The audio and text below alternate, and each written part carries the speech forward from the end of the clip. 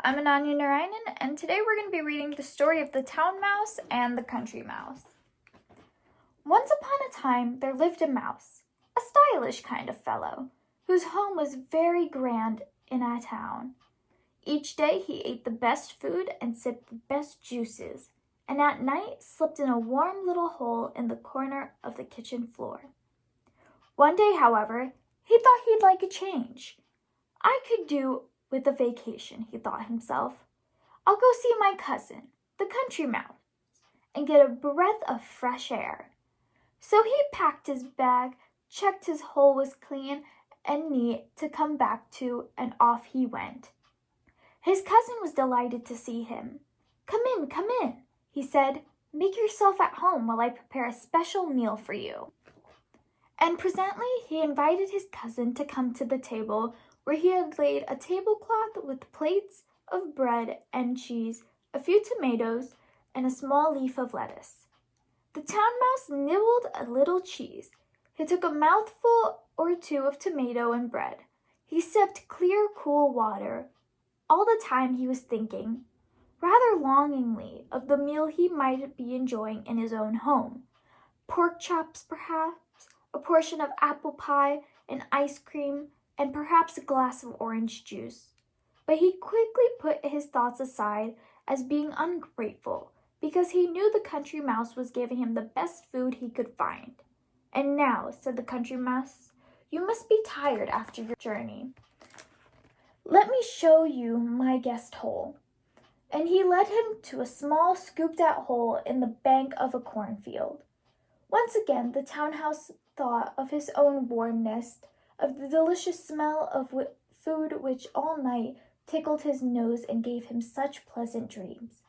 But once again, he knew his cousin was giving him the best care he could, so he thanked him politely and settled down for the night. But he could not sleep. At first, it was too quiet. There was no sounds of traffic outside the door. There were no bursts of conversation from other rooms. There were no footsteps, no distant music like he could always hear from his own home when the sounds drifted from the upstairs rooms.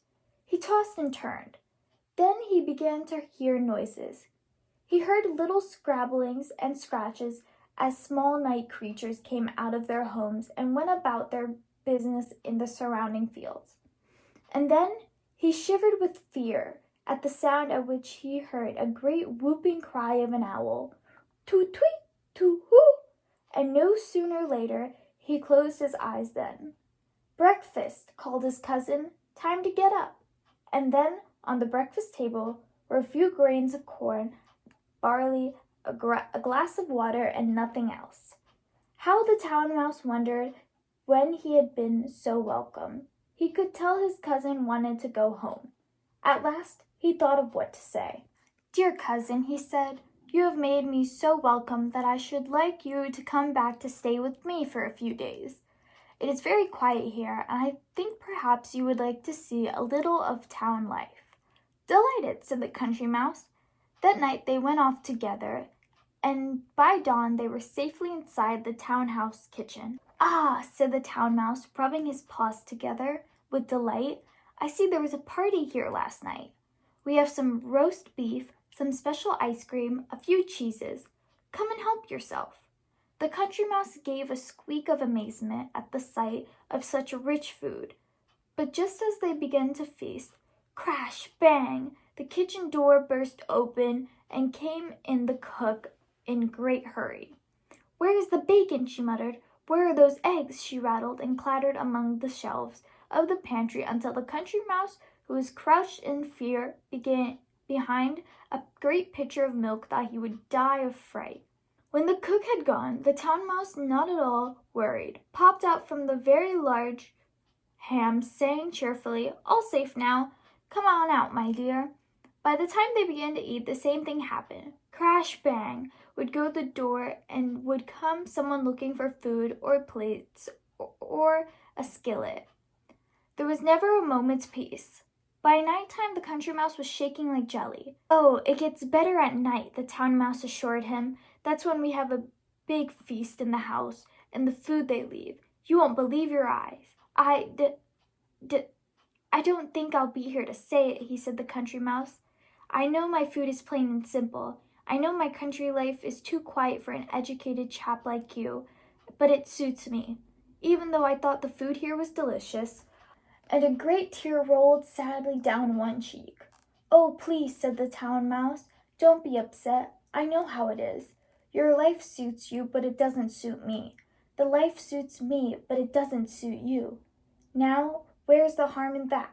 We are both happy where we are, and after all, we can always visit each other from time to time, can't we? It's so much better to live in a way each of us find most comfortable.